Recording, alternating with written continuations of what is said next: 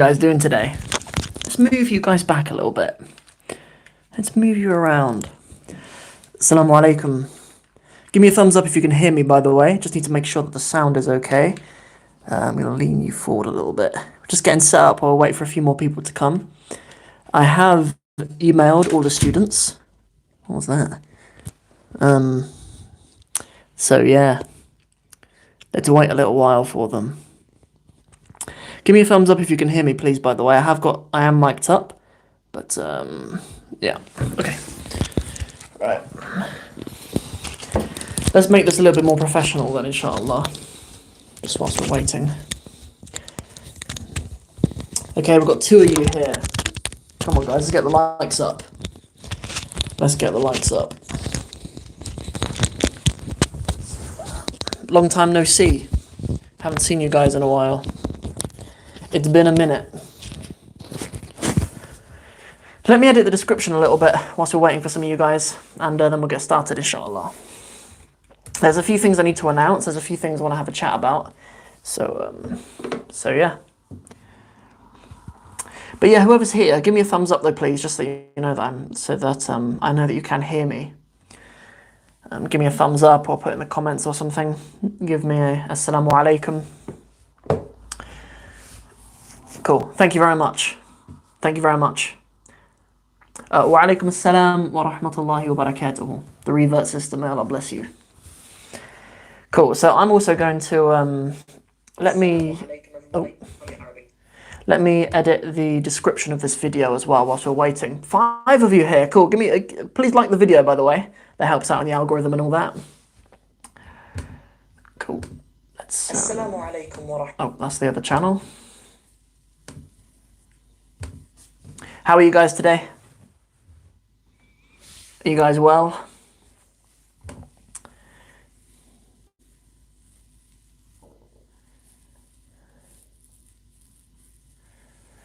Alhamdulillah. Good to see you guys. Alhamdulillah. Alhamdulillah. Cool. Right, we'll maybe give it like another few minutes. Maybe then we'll get started. If there's anything you guys want to ask, please just put it in the questions. But there's a few things I'm going to do over here. I'm just going to make sure that in the description for this video, I have the links that we need. Someone's giving me a dislike. How dare you? Shame on you. Cool. Let's put a few links in the description for things that you guys might need, inshallah. So let's have the new YouTube channel, actually. If you guys are here and you're free for a second, just whilst we're getting started, please go and subscribe to the Sam Martin Bear YouTube channel. I'll stick it in the description so you guys can see it. New YouTube channel. New YouTube channel. We'll stick the Patreon link in there as well, actually, in case you guys want to get stuck in with any of that. I need to make a shout out for a few of the new patrons as well, actually. We'll do that too. Okay. Nice. Okay, who else have we got here? Let me just click on the chat thing to see if we've had anything interesting come up.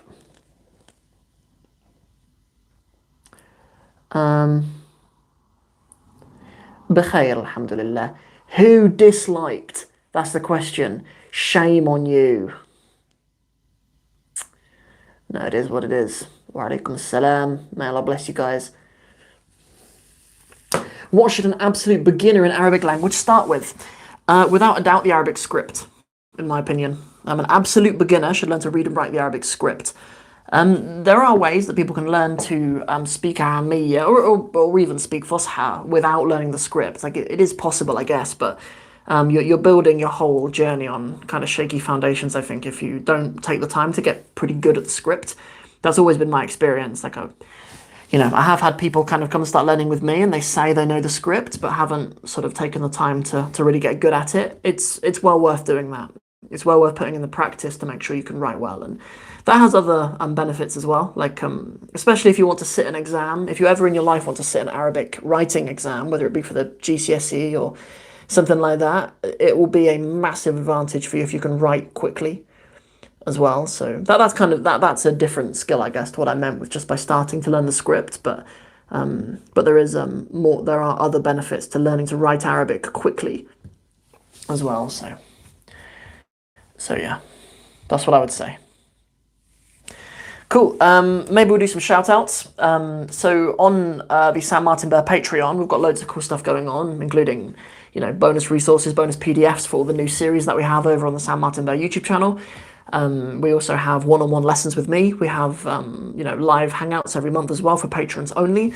We also have a new writing club as well. I just finished doing the writing assignment for this month. So this is my demonstration of a little essay, which I just went through with one of our Arabic writing club students. So we've got loads of stuff like that going on Patreon, so you can check that out. It's in the description of this video, or at least it should be. Yeah, the link to the Sam Martin Bear Patreon if you guys want to get involved in any of that. What else have we got? Let's have a look. What's the green screen background? Well, yeah, so that's my green screen background that I record all my videos against, but I don't really know how to project anything onto it when we're doing live videos like this. So it's been up because I'm recording more content. Today I'm probably going to record some more of the Alauddin series and maybe a couple more episodes of the Quran with Sam series as well. So I've got it all set up. So I thought I'd leave it up when we do this live. So that's another thing that I need to announce to you guys as well, actually, is that we now have Alauddin series is back. That was something that was really popular. People really liked here on this channel. So on the Sam Martin Bear channel, we've brought it back. We've already done 3 episodes, I think, but we have the episodes for this whole month that are actually done already. And we also have bonus resources for that. So for those videos on Patreon, people who only pay £3 a month, they get like 10 extra resources a month as well. So I'll show you what they look like. I'll show you what the bonus resources look like. So I'm trying to find them. Actually, just go over to Patreon, inshallah, and go and check them out, because I can't find them right now. But let me do a few shout outs for new patrons as well. So okay, so excuse me if I say names wrong. Yeah, but so much love to you guys. You guys, yeah, you guys are absolutely amazing. You guys make it all happen. So, brother Israr Hussein, huge shout out to brother Israr Hussein, joined recently. Huge shout out to I don't know the real name, but the name on your Patreon on the Patreon is Comfort. So shout out to whoever's behind the comfort, or if your real name is Comfort, then may Allah give you more comfort. And then also Jao Felix as well. May Allah bless you guys. Thank you all so much for being part of it and for supporting. And then others as well who have joined fairly recently, but less recently than those guys. There's Juan, who's part of the Arabic Writers Club, and Asima as well, who's doing one-on-one lessons with me, as well as Imran as well, who's doing, or Imran rather, who's doing one-on-one lessons with me too. So all of you guys who are patrons of the Sam Martin Bear Podcasting YouTube channel, then I want to thank you guys so much. Huge shout out to you guys. So yeah, so you guys as well, whilst you're on here, please go into the description beneath this video and go and follow go and subscribe to the Sam Martin Bear YouTube channel. That'd mean the world to me. And if you want to be involved in anything on Patreon as well, you go over and try it. That'd be awesome. Cool. What have we got? Oh, thank you. So we've actually got Israr Hussein here.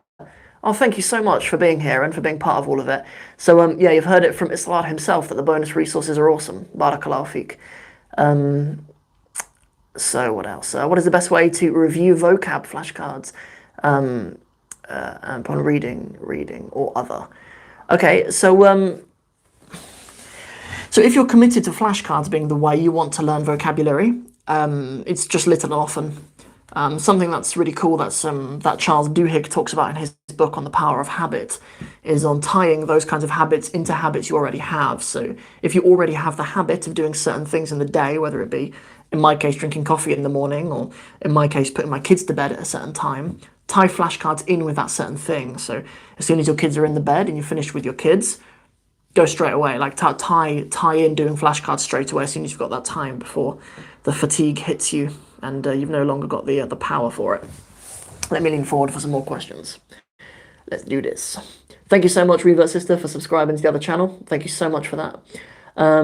Any advice on staying disciplined and maintaining a regular schedule while learning Arabic? So I'd kind of build on the thing that I just mentioned about tying things that you want, routines that you want to develop more, tying them into your routine. Yeah, a routine that you already have, I would say. For some people, like for me, something I'm realizing a bit more recently is it's good to just have like a goal that you're working towards. Like I'd really like to sign up for a run of some kind. Like if I were to sign up for like a half marathon or something like that, like I think that would be like when I kind of write out my goals, sometimes I word them in a way that isn't conducive to the things that motivate me. And it's worth thinking about that a little bit. Like I know in my journal, one of my goals is to be able to weigh 75 kilos. 75 kilos is quite light for me. I'm just quite a chunky boy. I'm not tall. It's not because I'm tall. It's I'm just chunky. I put on weight easily, especially in my legs and stuff. I'm just thickly set. So to weigh 75 kilos would be cool for me. I'm a few kilos away from that. But like a way to achieve that, I'd probably achieve that by accident if I were to set myself a goal of running a half marathon and I was training for it regularly and eating correctly for my performance and stuff like that. Like just having the numbers 75 kg might not be the same motivation for me as, you've got a half marathon that we're running for the Silent Horn Foundation on this particular day. We're going to raise money for whatever charity, and so think about some of those things, like how your goals are worded to actually motivate you properly. And one of those things may be signing yourself up for something.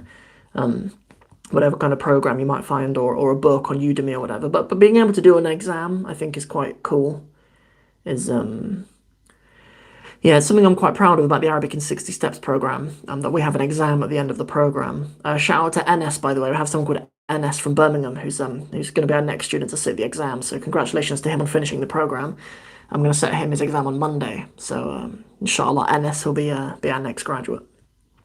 Let's see what else you guys got. I might move you a bit closer to me, actually, just so I don't have to lean so far forward every time I want to talk to you guys.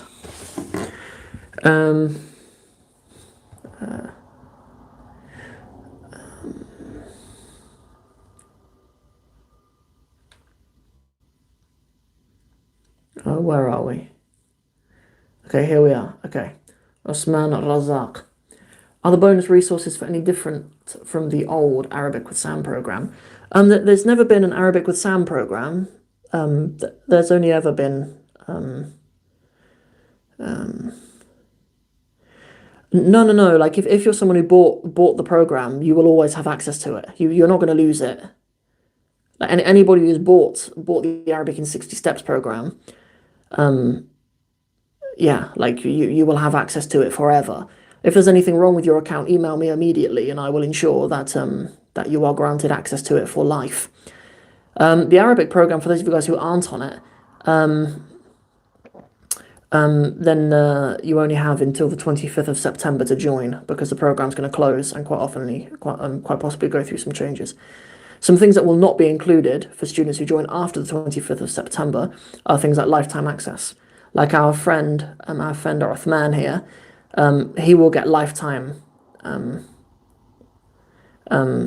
He will get lifetime access, and he also gets access to the WhatsApp support number for this phone as well. Are all of your logins? So you should have all been emailed. I've emailed all of the active students, but if you haven't received it, then there's a new password that I'll send you guys for the new website. That's all it is.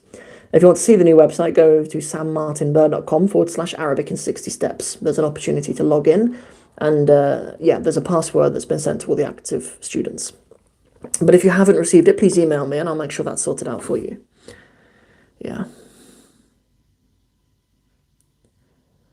Alhamdulillah, good.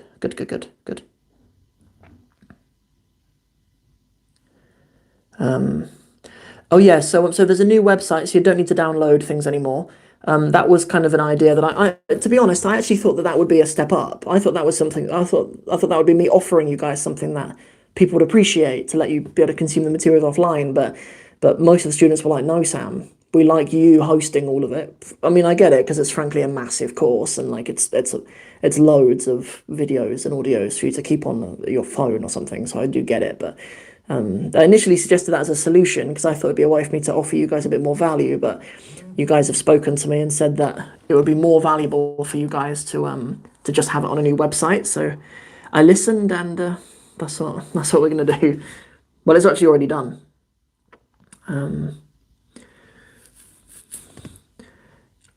Cool.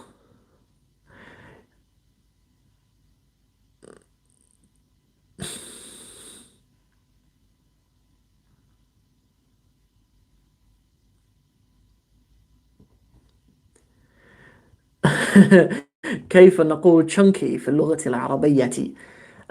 Okay, good question. Chunky isn't a term that so a term that I've heard people use at the gym for what we kind of mean is just ضخم. ضخم means wide or something like that. Heard the term ضخم used at the gym before for if someone's getting a bit swole. they use that term. Cool.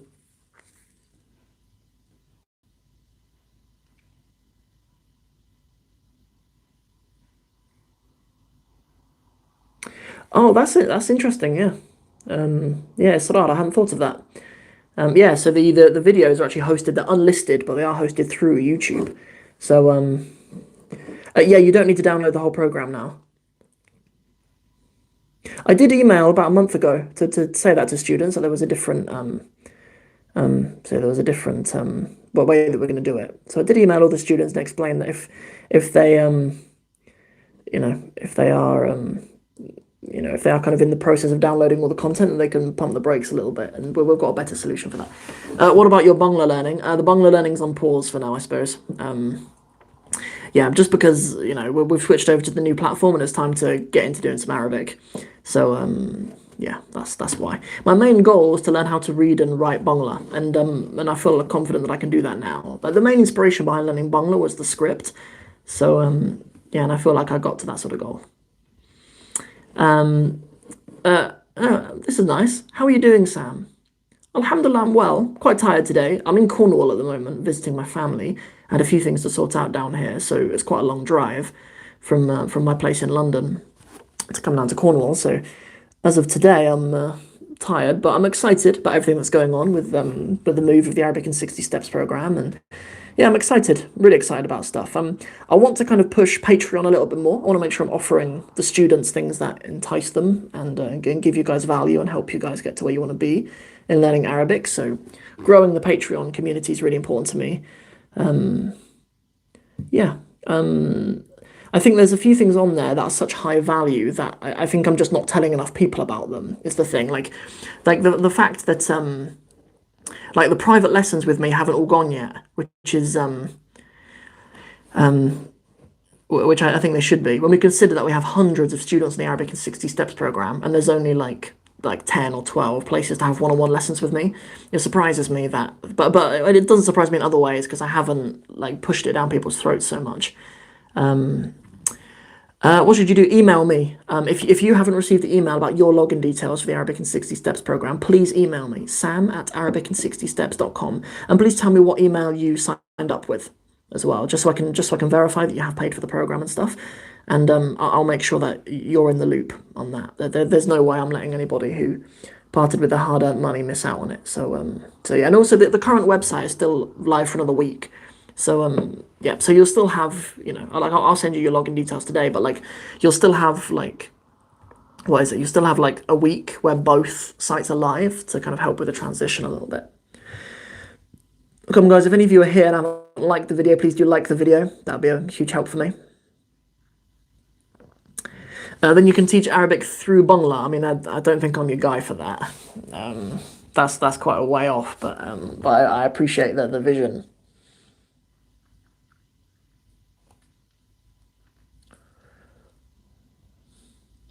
Cool. What else you got for me?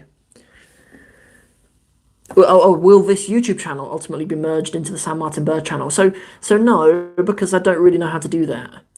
This channel will still remain, and for students who are on the Arabic in 60 Steps program, this channel can be a resource for them. But all the content I'll create so far. So I'm already doing the Alauddin series. We're already doing the Aladdin series that we used to do on here. already doing a Quran series that you guys voted for, so we are doing that. There's also the San Martin Burr show, which is about learning Arabic. So there's so much content over there. There's so much content over there already that we're doing and everything. So yeah, so we're already creating content over there, and we've kind of stopped over here. But there's a following here. There's over 17,000 subscribers, and it does seem like a shame just to let that sort of fizzle out. But it no longer it's no longer the way I want everything I do branded. So sometimes just in work, like the kind of work that I do, sometimes you need to take a step backwards, take two steps forward. That's just how it works sometimes. Yeah. Whether the Arabic in 60 Steps program as a thing will remain, I'm not sure. I'll let you guys into a little secret. I'm toying with the idea of when we relaunch the Arabic in 60 Steps program, of it being called the Arabic in 60 Texts program, and having like a short Arabic text that goes with each one of the steps to kind of illustrate each one of the steps, which I think would be really cool. Because on the San Martin Burr channel, the kind of direction that we're taking it in is a focus on Arabic texts.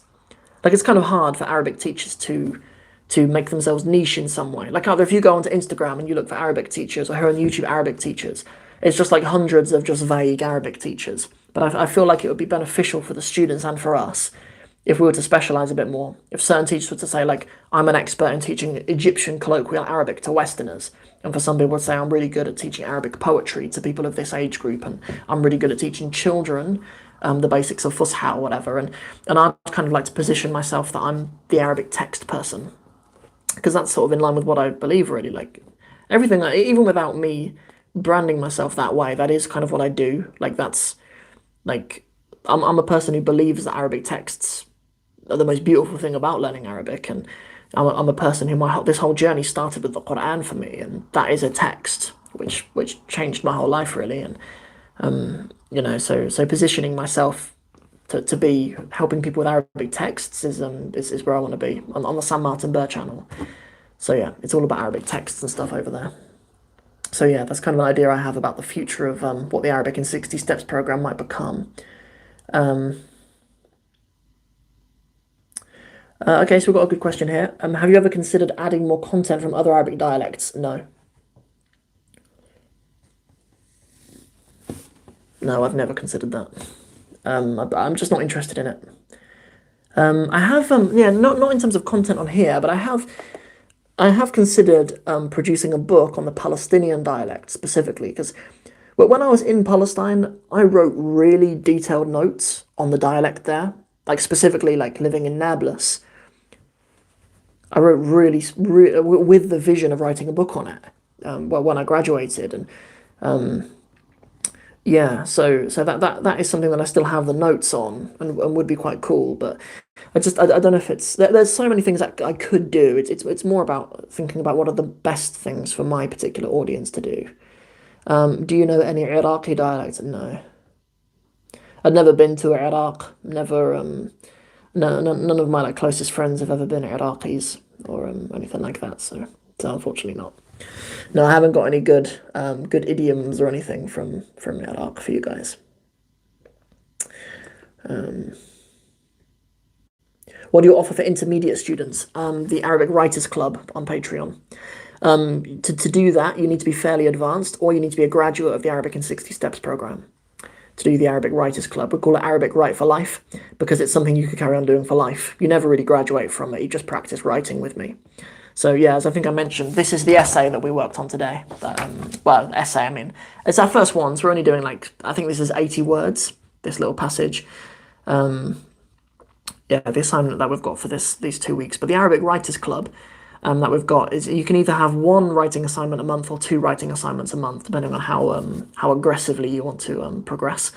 But yeah, essentially I'll set you a writing assignment. I'll do a live writing where I will write that passage, and I'll talk you through how I'm using Arabic and what vocabulary I'm using and what grammar I'm using, and then I'll give you guys 2 weeks to write your own piece, and then I'll mark it for you and give you feedback, and we'll just carry on doing that. So yeah, the only student we have in that community at the moment is Juan, and he's a graduate of the Arabic in 60 Steps program. So yeah, I'm confident in his abilities. What else have we got?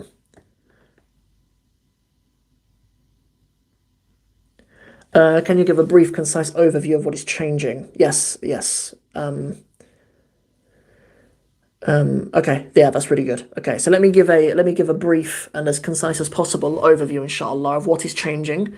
So previously, what it was is the only thing that I really did was the Arabic in 60 Steps program. So my YouTube channel, this channel is called the Arabic in 60 Steps YouTube channel, Arabic in 60 Steps podcast, Arabic in 60 Steps program, which was a Arabic grammar in use program, which is £197. In that, students got lifetime access, and they also got access to the WhatsApp number, which is to this phone, where students can ask questions every day. So yeah, and then that program is kind of working from complete beginners, as in people who only know the Arabic script, all the way up to be able to interact with iconic Arabic literature. That's kind of the progression of that program. So, but what's happening now is that everything is Sam Martin Burr now. Everything's like a more personal kind of brand for myself, and under that brand, I have a bit more freedom to do other playlists and you know do other things really. So the Arabic in 60 Steps program is still staying the same program, but it's moving from the website it's on now to sammartinburr.com/Arabic in 60 Steps. The video is the same. The course is the same. It's just in a different place. In terms of the free courses that you guys have access to as well, including the Best of Stories and the Arabic Script Bundle, you will not lose access to those. Either I'll put them on my Sam Martin Burr YouTube channel, or they'll just be added to the resources in the students portal on the Sam Martin Burr website that you guys have access to. As for My Arabic World, that'll be joining very soon afterwards. They'll be joining very soon as well. But it's not the main priority because there's nowhere near as many students inside of My Arabic World as there is inside of the Arabic in 60 Steps program. But all the videos for that will move as well. The ultimate goal for My Arabic World is to turn it just into a book with QR codes in it that students can scan on their phone and watch the videos that go with each of the lessons. So that's the ultimate goal with that. And then in terms of what the Patreon is, so Patreon is a website where you can support people who create videos and podcasts and stuff. In my case, obviously, I help people learn Arabic and more specifically Arabic texts. So on my Patreon, there are levels from like £3 a month. I have a £10 a month, a £12 a month, £35 a month, £67 a month, and £120 a month. And first and foremost, those are amounts of money which go to support the channel and support me and support the podcast so that I can continue doing it. But it's not just that. It's not just charitable because you get lots in return as well. So for £3 a month, students get access to bonus resources that go with all the free content. So we have 2 series at the moment on the Sam Martin Burr channel, the Alauddin series and the Quran with Sam series. And there's bonus PDFs for all of those with vocab lists, grammar notes, and stuff like that. Things that students would find useful alongside the video lessons. And then on the Sam Martin Burr channel as well as the Alauddin series that we do every Monday, the Quran with Sam series we do every Friday, we also have a surprise text that we do in the middle of the week every Wednesday. Our recent ones include something from a hadith, something from a poem, and then coming up we also have something from the Rihla of Ibn Battuta, and we have something from the stories of the prophets coming up as well. And then on Saturdays, we do the Sam Martin Burr show, which is maybe a half-an-hour show where I just answer people's questions about learning Arabic. We have done episodes so far on things like how do I learn Quranic Arabic and colloquial Arabic at the same time. We've done episodes on things like how do I learn tons of vocab. And then one that we've got coming up is how do I learn Arabic as an older student and things like that. So people ask me questions about learning Arabic and I answer their questions.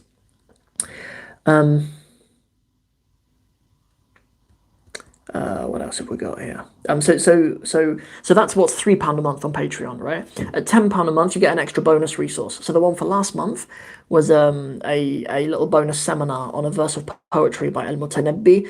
This month, the bonus resource is something from the Burda, the Qasida, the poem of praise of the Prophet sallallahu alaihi wasallam. We have something from the Burda coming up this month. So there's a bonus resource that you get for £10 a month. For £12 a month, you get both of those things, and you also get access to a live Patreon only hangout with me every month as well. £35 a month is the Arabic Writing Club. If you want to do 1 assignment a month, but if you want to do 2 assignments a month, then it's £67 a month. And then the £120 a month is to have weekly one-on-one lessons with me. Yeah, so those are the different levels of Patreon. If you want to go and look at those just to see exactly what you get, the link is in the description of this video as well. So yeah, that's a rundown. Um, yeah. Cool. Well, sorry. I'm just scrolling up to see where I am, where I got lost. When you meet Arabs, do you speak in Fusha mostly? How do they take it? So, yeah, almost everything I'll say is in Fusha, and I'll dip into Palestinian Ammiya when I can. Yeah, that's how I roll. But to be honest, I'm like, despite what you might think, because I'm a YouTuber and a podcaster and stuff, I'm really introverted.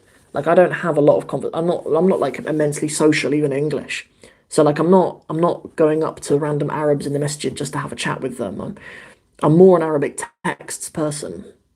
Yeah, that's more what I specialize in and what I really love. Um, how have you managed to maintain your Arabic over the years whilst living in the UK? Really good question. So it's entirely through just having texts that I love and enjoy. Like there's a few novels that I read and I really love, and my wife's also a fluent speaker of Arabic. So like having a little chit chat with her and stuff using Arabic is really helpful for me. I do loads of just talking to myself in the car in Arabic. I don't know if like I have an episode of the Sam Martin Burr show coming up on how introverts can practice speaking Arabic more, which some of you guys might be interested in. But I think that's actually no, it's not this week's episode. It's in a couple of weeks. In a couple of weeks, we're doing that because I've just been writing the plans for that. I'm recording it today though. Yeah, how introverts can practice speaking Arabic. But for me, it's like the honest answer is just through reading and writing Arabic and through teaching it as well, obviously. Yeah, that's the answer for me. How can we purchase a hard copy of the accompanying text for the Arabic in 60 Steps program?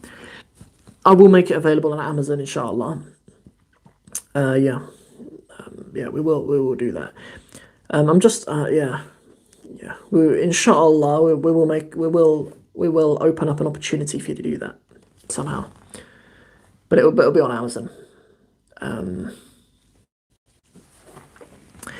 so I'm rebranding just to be under my name. Like I'm just using my personal name, Sam Martin Burr. So I can so I can broaden my scope of things that I'm doing a bit more than just the Arabic in 60 Steps program, and it makes things a little bit more personal. And if I want to use that website for other things, like obviously some of you guys might know, I have a Somali education channel as well, called the Sam of Somalia channel, and I love the Somali language. Like Somali is to be honest, I'd really love to move to Somalia one day.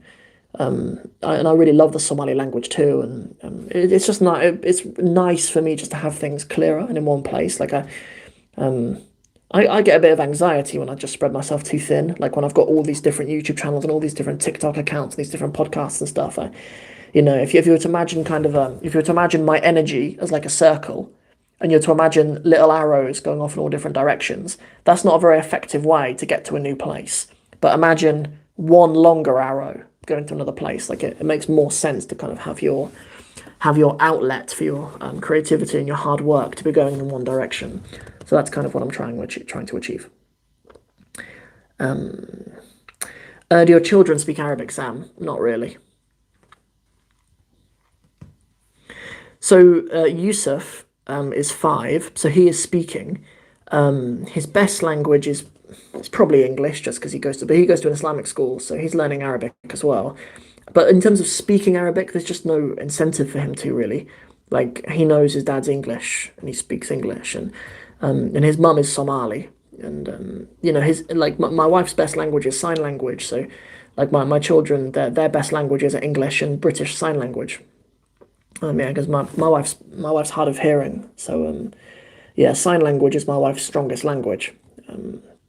Yeah, so that's what my children are strongest in. But they understand fully. They fully understand Somali and speak it pretty well. And then their knowledge of Arabic will just get better as they study it more. But it's not Arabic is a spoken language isn't like a really high priority for our children. You know, it's kind of funny with Yusuf at his school, because obviously Yusuf at school, he's learning bits of Arabic now. He's learning colors and numbers and little bits of stuff around the classroom and things like that. He's learning words in Arabic, and like his teacher doesn't know me, like doesn't know me from YouTube or anything, and like it's kind of funny her because because she asked me, she was like, "Are you Arab? Are you English?" And I was like, "I'm English." And she was like, "Oh, okay. So this is what a fatha looks like, and this is what a kasra looks like. Like, do you think you could help him with those? Do you know who I am?" No, I'm not gonna say that to her, but it's kind of funny, like her her explaining to me what a fatha is and what a kasra is, and yeah, it's kind of funny because I don't know when in the conversation to explain to her. I know a little bit about Arabic. Yeah. Um, yeah, because if you don't mention that early in the conversation, it goes quite far. Like now, like his Arabic teacher thinks that she's taught me Fatha, Kasra, and Dhamma, and I can teach that to Yusuf now.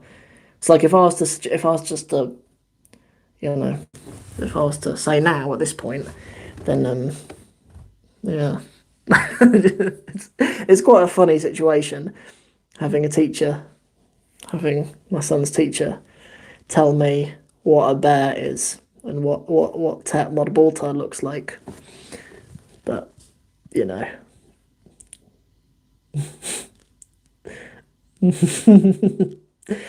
can one teach their children Fusha, speaking from a young age? Yes, of course. Yeah, of course they can. Yeah. If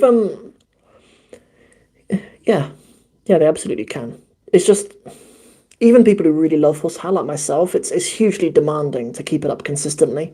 Like, you know, like it always was like my dream, like doing my Arabic degree. I always even thought that was something I kind of brought to the table as a potential husband for my wife. I was like, look, I can speak Fusha to my children growing up. But then once they're born and they start growing up and developing a personality and stuff, the most important thing is having a meaningful relationship with your children. Like it's more important that your children can express themselves and talk about their feelings and stuff in one language than not developing a strong personality in any. And not that children can become very grounded and grow up with really good communication skills, being multilingual. Of course they can, right? But just in our situation with Yusuf, anyway, it hasn't quite worked out like that. You know, it is what it is.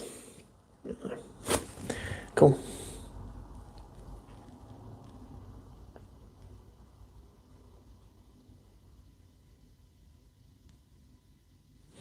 Are there Arabic stories for children in Fusha? Yeah, loads. Yeah, there's loads. Maybe start a conversation with a teacher in Arabic. Yeah, yeah. Maybe I should. You know, what I mean, maybe I should just speak Arabic to her next time I see her, and that would kind of put the issue to rest.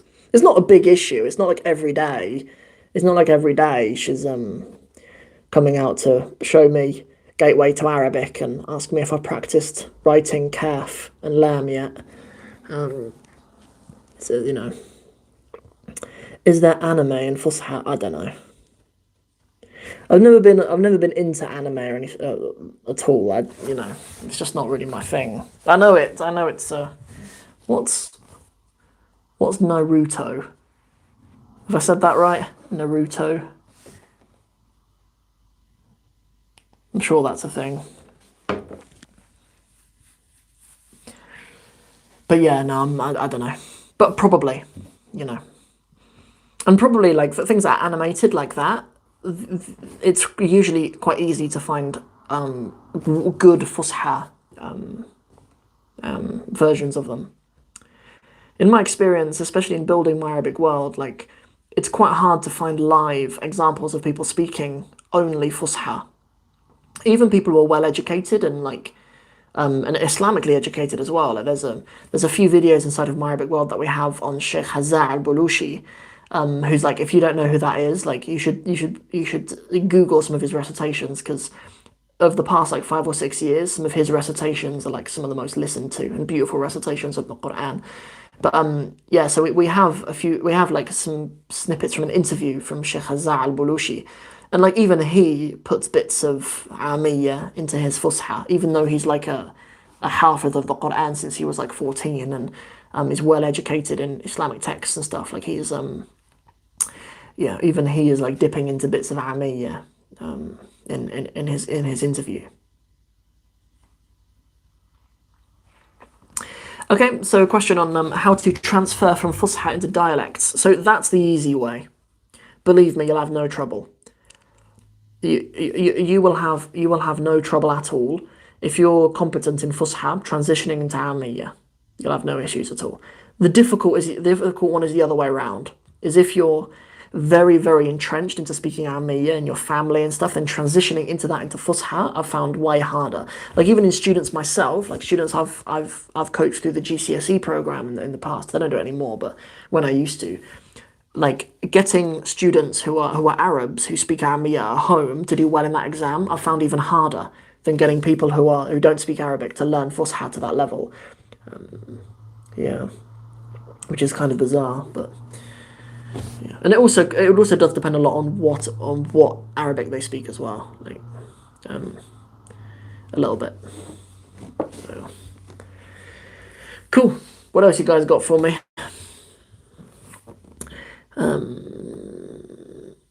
So there's a series called Ahkamul Quran, which is in Arabic. Cool. Okay, I'm gonna sneeze because my lights are so bright here. Okay, excuse me, guys. I'm on the verge of a sneeze, and I don't know if I'm gonna sneeze. Okay. Not right now, anyway. Okay, there's also a series called Muslim Scientists. You should check that out because it's really cool. Yeah, it's a good kind of blend of history and Fusha and Islam in that little series, which is nice because I think that's on YouTube as well. And some of it we have inside of My Arabic World as well for some of the lessons in there. If any of you guys are here and haven't liked the video, please like the video. I wonder if anybody else has disliked the video. Someone had disliked the video earlier. Wal-'iyadhu billah. Who's disliked the video? Oh, no dislike. Someone undisliked it. Thank you very much, whoever undisliked the video. I appreciate that. Thank you for undisliking. Yeah. And also, those of you guys who have subscribed to the Sam Martin Burr YouTube channel, thank you all so much as well. Yeah, I've seen that there's a few more people who have subscribed. Yeah, and if you guys haven't subscribed, I'm just going to I'm going to comment in the section here from the Sam Martin Burr account. Yeah, I'm going to comment as Sam Martin Burr. My ears are burning. Cool. Here's Sam Martin Burr. Yeah, it is annoying when you lose a sneeze. What can you do, eh? Yeah, Allah guided the individual who disliked my video. Can you repeat the name of the cartoon again? So it's Muslim Scientists. Yes, Muslim Scientists. If you look for it. Yeah, it's a series that's in Arabic. Let me try to find an episode of it, inshallah.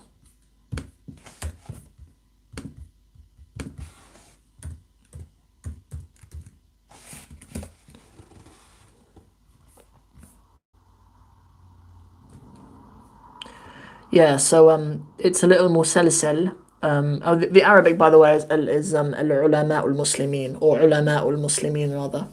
Yeah, scientists of the Muslims, or ulama al-muslimin.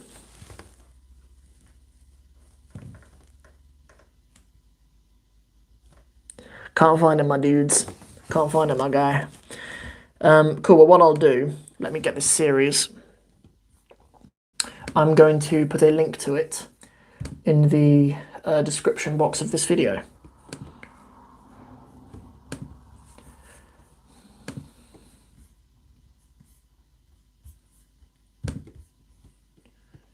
Let's do that. Cool. Opinion on the Medina books. I love them. And I love the people who learn Arabic through them. The opinion I have on the Medina books, or indeed any series like that, is that I think there should be more done by the teachers to explain who the books are written for and what context they're written for. Now, in the world, we have so many Arabic books and Arabic programs, and they're all presented as, this is how you learn Arabic. And I think teachers should do more to explain the subtleties of one program over another. So with the Medina books, here's a few things that are important to bear in mind about how they're written and who they're delivered for. They're written to be taught in Arabic by a native Arabic speaker in a classroom where only Arabic is spoken. They're written to be taught to highly motivated students of the Arabic language who have likely travelled there from another country to learn in the Islamic University of Medina. And they're not culturally specific, because they can't be, because if you're teaching the Medina books in the University of Medina, in your classroom you've got 4 Nigerians, 2 South Africans, 4 white dudes, an Australian, 2 Japanese kids, and of varying ages between the ages of 16 and 25. So like, that there's a specific reason why the Medina books were written, and a specific kind of students that they were written for. And another thing that's important to bear in mind is, like, they're written to be taught in a classroom. In the beginning, a lot of the vocabulary that you're learning are things that you have in a classroom. That's what they're written for. So like, when you bear those things in mind, you can't assume that the books will translate well to being taught online rather than in a classroom, and by a non-native Arabic speaker rather than a native Arabic speaker in Medina. You can't assume that they will be specific for people in the West, because they're not written for that, you know. So like, I think when people are delivering the Medina books, maybe they should be a bit clear about those things. And because I end up inheriting a lot of students from Medina book programs, and it's actually really good. Like, I actually noticed that students have a good foundation when they join my program and they come from the Medina program. So that's why I speak highly of them. Like, anybody who's making efforts to teach the Arabic language and have results of good students, like, you're not going to hear me speak negatively of them. But yeah, but what happens is that, the Arabic in 60 Steps program is written for people in the West to learn online. And those are important nuances in the way that our program is taught, and to native English speakers. Like, the Medina books aren't written specifically for native English speakers. And like, I know that we can afford to be a bit more grammar heavy, because in the English speaking world, we tend to learn grammar now. Like in America, especially my American students, they often come into the class knowing grammar fairly well, because Americans learn grammar in their schools. And like, of my generation in the UK, we didn't learn grammar at school. Like, I didn't know what a noun was until I learnt it when I learned Spanish at college. But now we do. Like, it's appropriate now for me to assume some knowledge of grammar from the students, because like, I've taught in a school. Like, I used to be a primary school teacher, and those kids, they know grammar. They know grammar.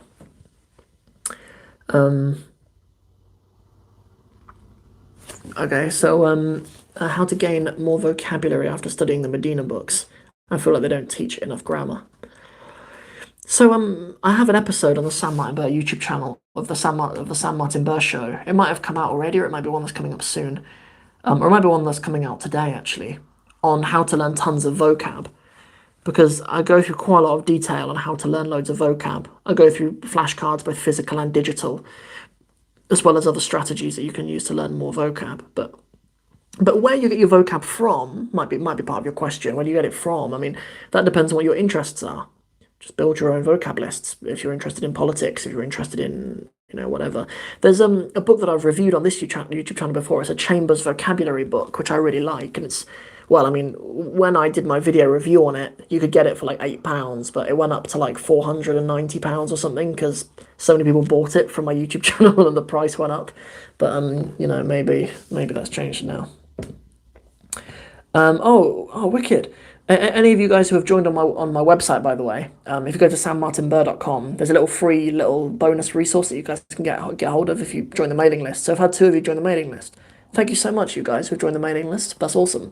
You'll receive an email from me every Monday, just on updates on what's going on the YouTube channel, new stuff on the podcast, new stuff on Patreon and stuff like that. So yeah, thank you all so much for that. Cool.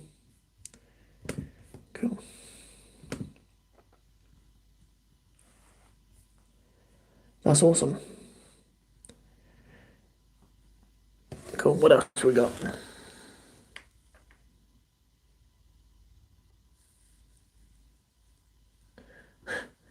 Okay, so what's your opinion on the terms majroor or makhfoud?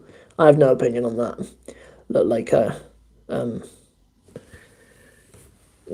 Yeah, I have no opinion on that. Teachers can teach how teachers can teach how they see fit. I mean, I use the term majroor. That's what I'm used to, and that's what I do. But that's it. My guy looks 25 though. I'm a little bit older than 25. I actually thought I looked older. My wife often tells me I look older. Maybe, I'm definitely fatter than I was when I first got married. That's definitely true. As we've mentioned previously in this live, I'm somewhat chunky. I have a body type. Some say I'm a fatty, others say I'm an endomorph, however you want to put it. Chunky boy. In the winter especially. Yeah. Yeah. But we need to change that. We need to take care of ourselves, man. Especially us dads. We need to be there for the long run and take care of ourselves. How did I get onto that? What was even mentioned about that? Yeah, rugby player. Do you guys know I used to play for Cornwall. I represented my county in rugby. In fact, for those of you guys who know rugby, like we've got a player who plays for England, Jack Knowles. I used to play with him for Cornwall. In fact, him and I both went to play for Cornwall in the same position. We both went to play inside centre, and I got the position in the A team, and he was in the B team. So when we were under 15s and under 16s, I was better than Jack Knowles. So yeah, and he plays for England now. But the difference is he's bigger now. He got big. I didn't. I stayed. I've been the same this height since I was about 15. So yeah. What can you do? But I grew up loving rugby. Down here in Cornwall, rugby's really big. Rugby's really big down here.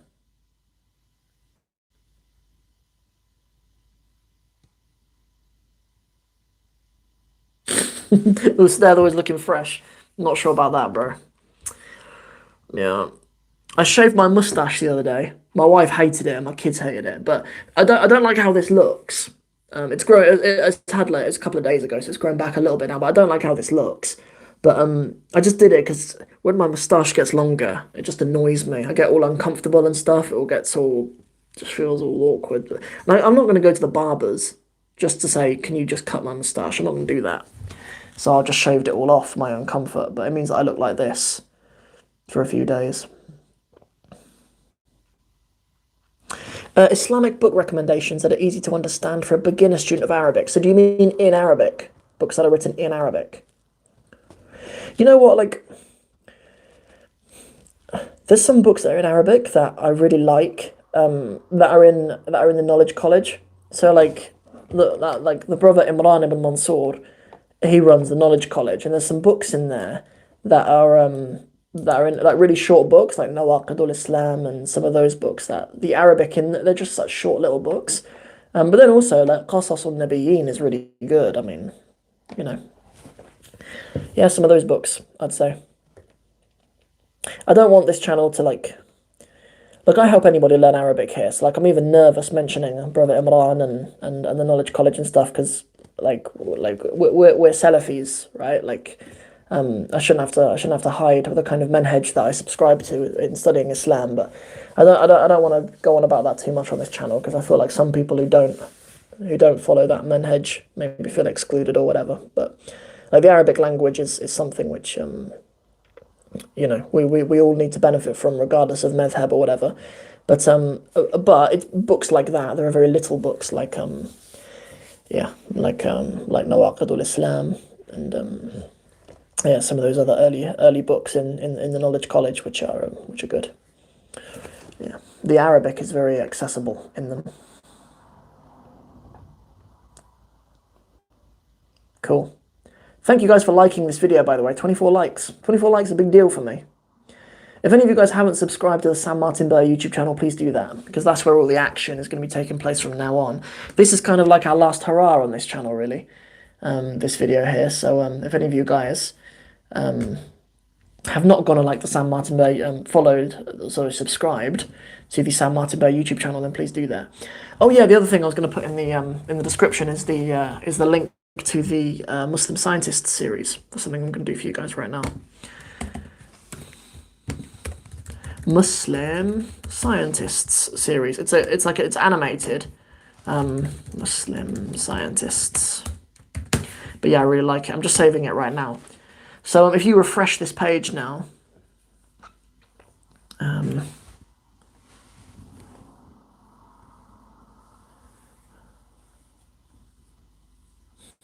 okay, Yes, just look in the description, inshallah, and you should see at the very bottom there's a YouTube link to the series of Muslim scientists. Okay, here we go. Okay, so here was a question.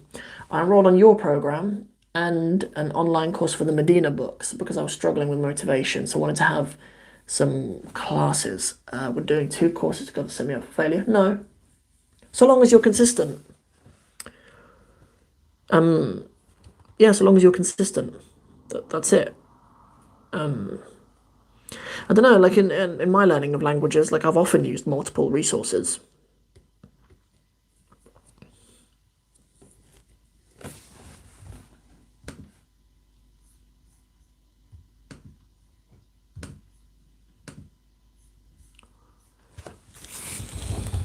Cool, what else we got? Oh, this is a good question. What do you think about Western university curriculums for Arabic? That's an interesting conversation, you know. If there were enough people interested in it, I don't think the conversation is accessible for most Arabic students, but like, if there was interest in it, I'd really like to sit down with a brother who's more classically educated in Arabic, like brother Ismail Beaumont from Mysore, or even my friend Shaheen al-Rahman, some brothers who are educated in Arabic in like an Islamic tradition, and kind of to compare to my experience learning like a Western university, because yeah, there's a lot to be said about the difference. So when we learn in a Western university, we're learning Arabic as a foreign language, not Arabic as a sacred language. There's a difference between those. Like in a Western university, our focus is socio-political, really. Our university courses want us to be able to read newspapers in Arabic and comment on current events. But if you learn Arabic as a sacred language, because if you look at how like students learn Arabic in an Islamic education sense, they're not really learning Arabic as a foreign language. They're not learning it to order a coffee, you know, in a coffee shop, or to say that they want, you know, Arabic and they want tea with 2 sugars. They're not learning that.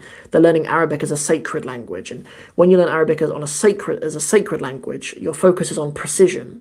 Hence why, if you learn Arabic in a classical method, you're likely to separate the sciences into things like nahu, sarf, balagha, or in English terms, grammar, morphology, and rhetoric, because the focus is on precision of understanding, which it needs to be when you're approaching scripture like the Quran and stuff. But yes, I'd say that's the difference. In like the Western curriculums teach Arabic as a foreign language, but the Muslim curriculums teach them as Arabic as a sacred language. I quite like those terms. I just made those up on the spot. Learning Arabic as a sacred language, because that's what it is, really. Because as Muslims, we shouldn't really even learn Arabic as a foreign language. What's foreign about it? It's mine. It's ours. Allah sent our Prophet, sallallahu alaihi wasallam, speaking this. Right? It's our language. You know, it's not foreign. You know. So yeah. Thank you very much, Tammy. Loving your new series, especially Arabic Text Time. I love the Arabic Text Time. That's a series that I just love. Like on Wednesdays, what we do on the Sam Martin Bear channel is I just have like a new verse of poetry, paragraph from a book, or something from a historical text or something like that. One that we have coming up next week, our text next week, is something from the Rihla of Ibn Battuta. It's Ibn Battuta's description of Somalia, which is a passage that I really love. Yeah, so anyway, we just get a little nugget. I love that series. I really, really love teaching that. Yeah, just sharing little insights from the Arab world is, you know. Which category do you think Arabic in 60 Steps comes under? Arabic as a sacred language. Of the two, we're not teaching Arabic as a foreign language. We're teaching it as a sacred language. But it's kind of me being educated in a Arabic as a foreign language world, and delivering it as a sacred language. So that's an interesting question, though. Yeah, but that's the focus of it. You'll notice in it there aren't like dialogues between a waiter and a customer, or dialogues between a news reporter and a celebrity in Arabic. Like, those are the kinds of things that we would have done in my Arabic degree, but they're not the things that I care the most deeply about. I love Arabic texts. I think there's, you know, I think it almost feels like it's something that Allah put me on this earth to do, is to make the gems of Arabic scripts and Arabic text accessible to the Western world. It's something that I feel like I'm quite good at, and I've got a real passion and a desire for. So that's what I mainly focus on. Hence why I mentioned a reopening of the Arabic in 60 Steps program. I may give the program a little rewrite and make it the Arabic in 60 Texts program. It wouldn't be العربية في 60 خطوة anymore. It would be العربية في 60 نصا.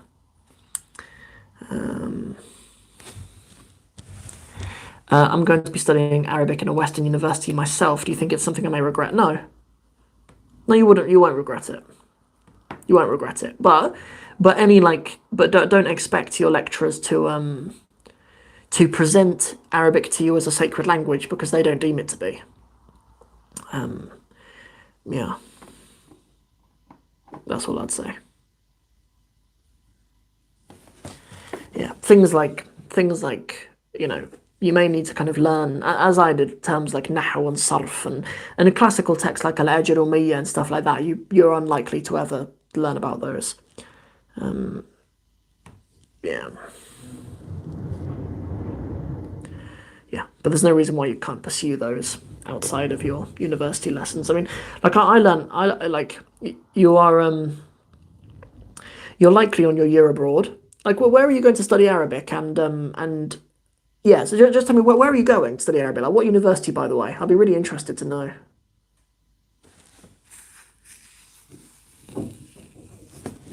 Ameen. Ameen.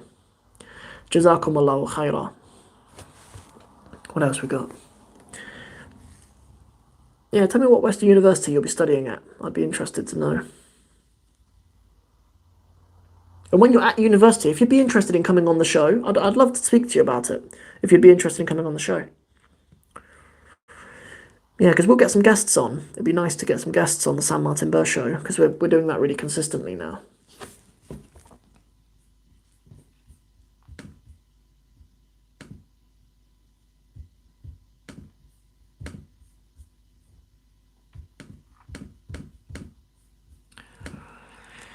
Cool.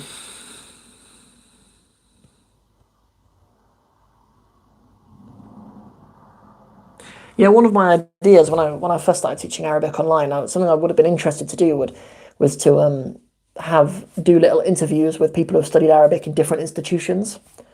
Yeah, to see what the experience studying Arabic in Exeter would be like versus SOAS, or versus Durham or St Andrews or Oxford, whatever other universities are teaching Arabic.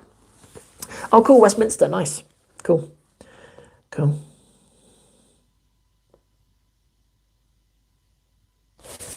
Oh, okay, fair enough. Fair enough. Yeah, I know some people who have studied lots of languages at Westminster, actually. I remember when I was in my second year, I met someone in the SOAS prayer room, a brother who was in his fourth year at Westminster, and his Arabic was legit. So cool. You're in good hands, inshallah. But the reason why I asked was because I was going to ask you about the year abroad, because different universities send their students to different places. But if you're not even doing the year abroad, then yeah, you can just pursue a more, if you're interested in having a more classical approach to learning Arabic as a sacred language, in addition to learning it as a foreign language, then yeah, there will be opportunities to do that, though. I mean, if you're in London, there'll be tons of opportunities for that. Yeah. Cool. I applied for Westminster as well, I think, actually. But I wanted to do the year abroad, so I went to SOAS. Yeah. Fair enough.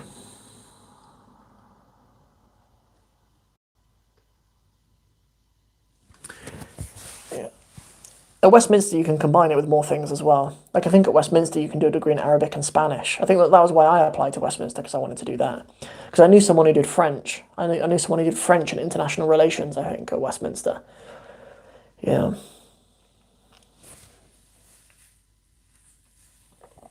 But at SOAS, the combinations with Arabic, that there aren't that many. I wanted to graduate with a combined honours in Somali and Arabic, but they don't offer that. So I just did a module in Somali in my final year, but Somali's not actually in my degree title, though. Yeah. Yeah, well, to be honest, like, yeah, these days, the universities probably send their students all to the same places now. Although, when I was in Palestine, it was only SOAS students in Palestine, but in Jordan, I think there were students from many universities in Jordan. And in Egypt, it definitely would have been the case. Oh man, that's awesome. Arabic and linguistics. I always feel like I should have studied linguistics. I think I'd have loved it, but I ended up just doing Arabic. I was just an Arabic, BA Arabic only. That's all I did.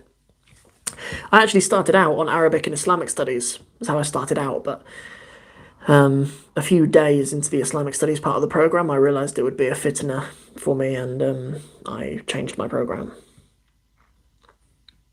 I came into it really naively. Like I did studies of religions in college. I did A level religious studies, and we learnt Islam in a really kind of unbiased way. These are the five pillars. This their significance. These are the six pillars of Iman. This is their significance and stuff like that. But when I went to university, rather than being called Islamic studies, it should be called a Western criticism of Islam. That's what it should really be called, but it's not.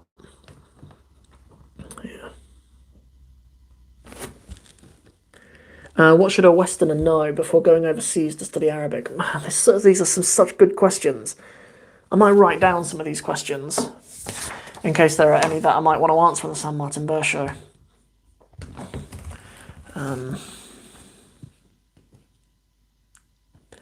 Okay. So yeah, what should a Westerner know?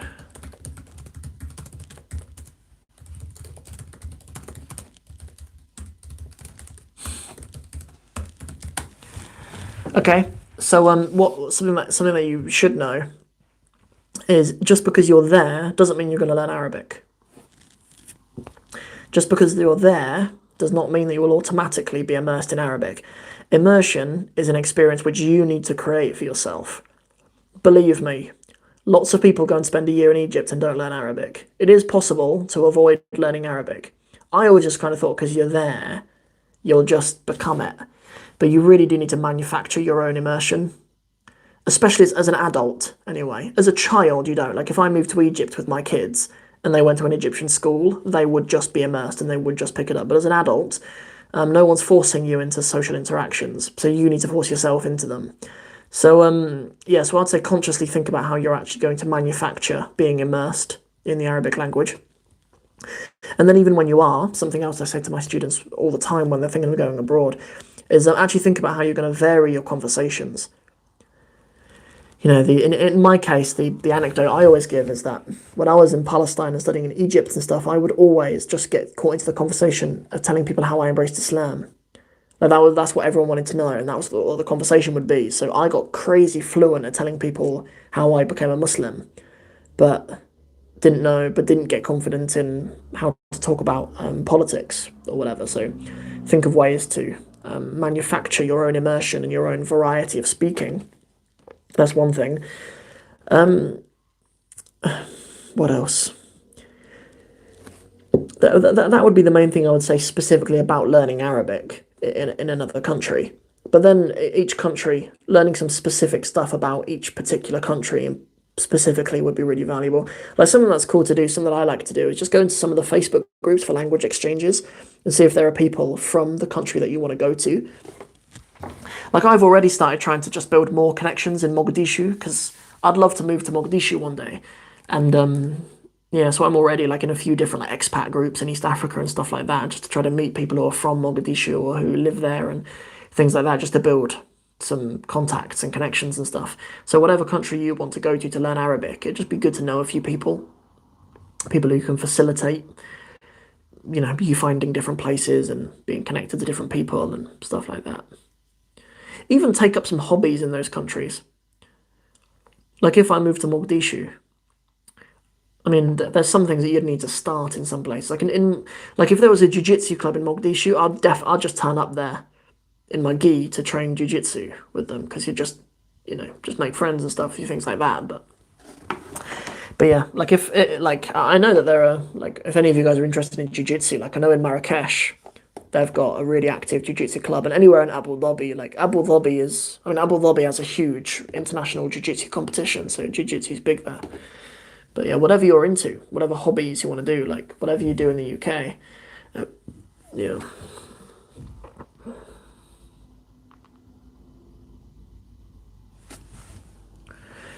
Do you believe you can immerse yourself within the UK?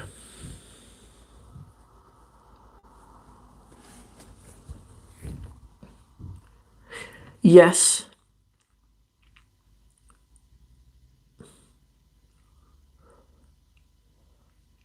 So long as we understand that immersion is of degrees. Complete immersion, no. A decent level of immersion, yes. Like, I think if you went to a majority Arab mosque 5 times a day, and you married an Arab woman, and you made some Arab friends, and you insisted on speaking Arabic to them, you could achieve a really high level of immersion. Like, 'cause I think with me, like I've had times in my life when I've been really immersed in Somali, and it has really helped.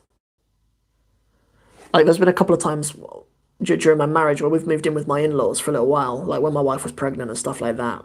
You know, little times like that where I've actually been living in like a Somali-speaking household. And there's been times where I've been sat in the living room just chatting to my family, and I've thought like, I'm like one of them here. I understand everything they're saying in Somali.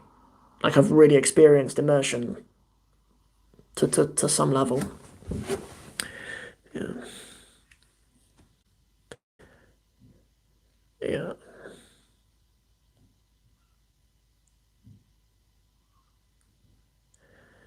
I'd quite like to go back to uni. I'd really love to go back to uni and learn Somali.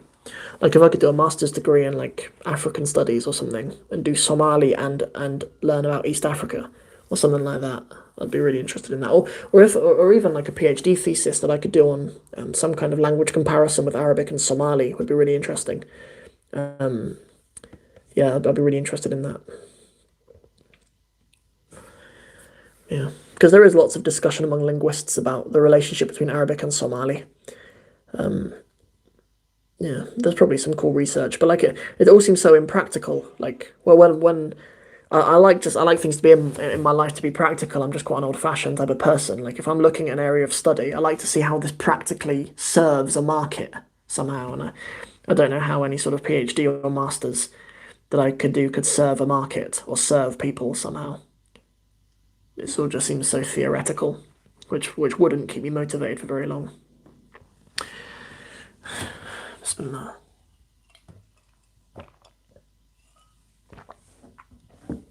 Right, let's stick around for another couple of minutes if you guys have any last questions, and then I'll give you some last thoughts. And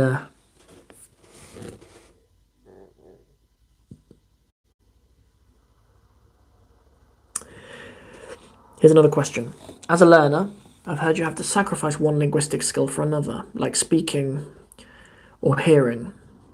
So, for example, you mean I assume that the questioner means to be either strong as a speaker and listener, or be strong as a reader and writer. I'm going to make that assumption that that's what you mean. Like, yeah, you have to choose one or the other. So I would say no. I would say that's nonsense. But I would say that it's more true in Arabic than another language, because there is more of a distinction between spoken Arabic and written Arabic. So I'd say, like, really, I kind of like, it wouldn't be too much of a stretch to say that spoken Arabic is a different language to written Arabic. It's not a massive stretch to say that. So it's more true for Arabic than it is for other languages, but I would still say it's not true. I'd still say you can absolutely, as someone who's learning as an adult, you can absolutely become a very, very fluent reader, writer, speaker, and listener. Yeah.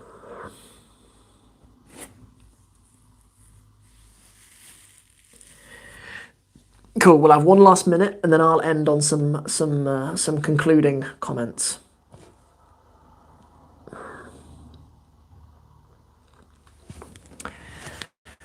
Cool. Oh. What else you got? Is it wise to learn new words each day? Yes, that is the most wise thing you can do. I would suggest 3 a day, consistently, every single day without fail. How to stay motivated in Arabic studies.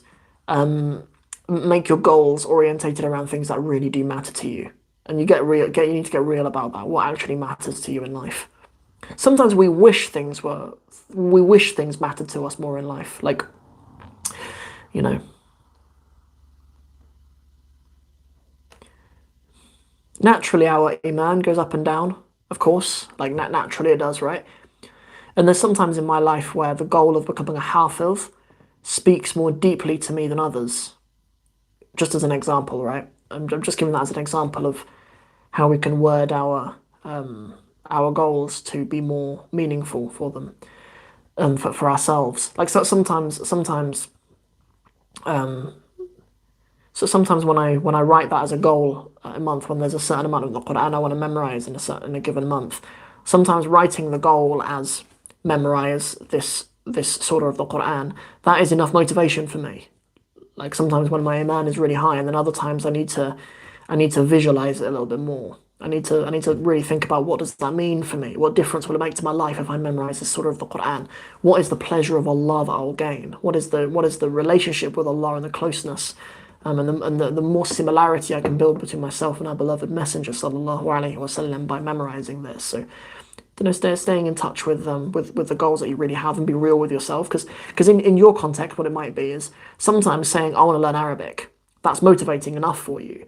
But other times when you're less motivated, you may need to say, I need to learn Arabic because of these differences that it will really make in my life. These are some things that it will actually really improve about my life. These are some hardships that I won't have to go through if I learn Arabic. So get a bit more detailed on why you really want to learn Arabic, I'd say. What is the best way to learn Arabic plurals that are completely different from the singular? I always just learn them as a pair. Like, when I learn Bayt, I learn Buyut. When I learn Shahr, I learn Ashhur.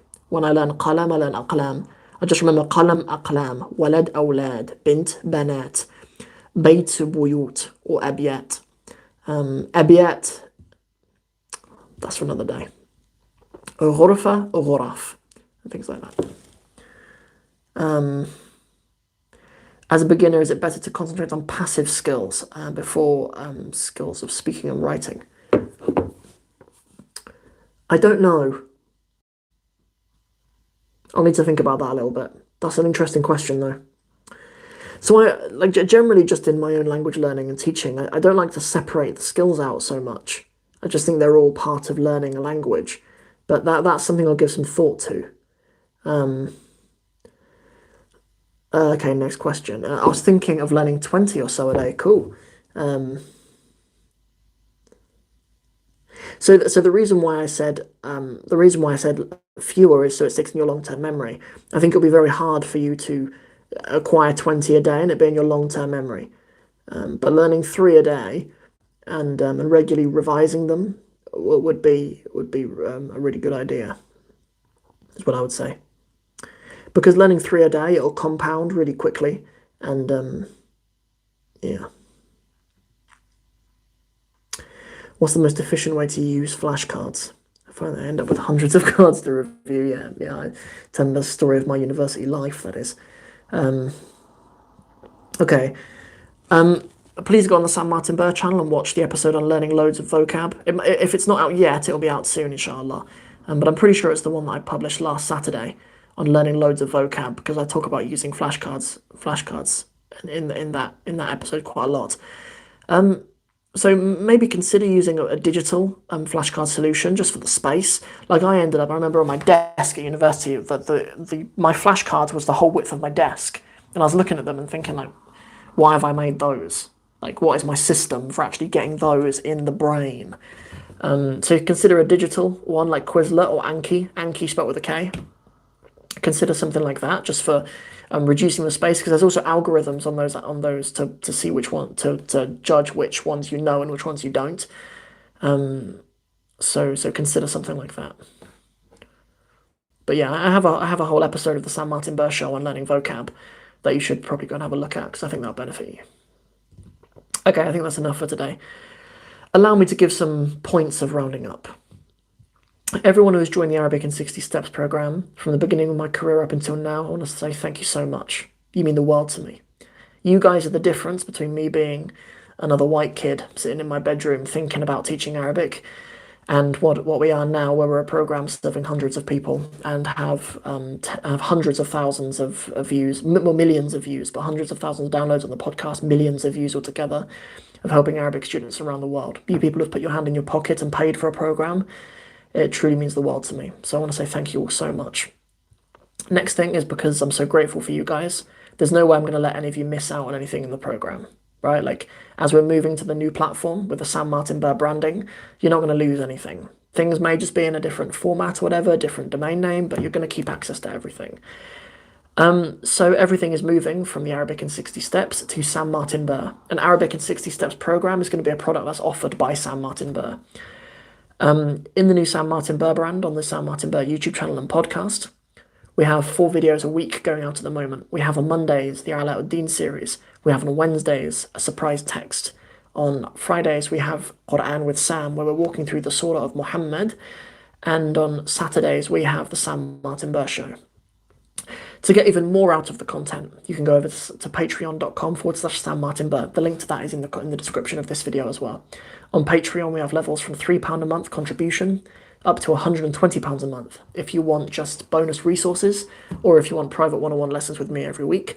We have the different levels in there, depending on what kind of rewards that you want. I think that's everything for today. Once again, thank you so much for joining me. Please come over to the Sam Martin Burr YouTube channel, because any lives that we do like this are likely to be on the Sam Martin Burr YouTube channel for now. So for now, you guys take care. Thank you so much for everything. Assalamu alaikum wa rahmatullahi wa barakatuh.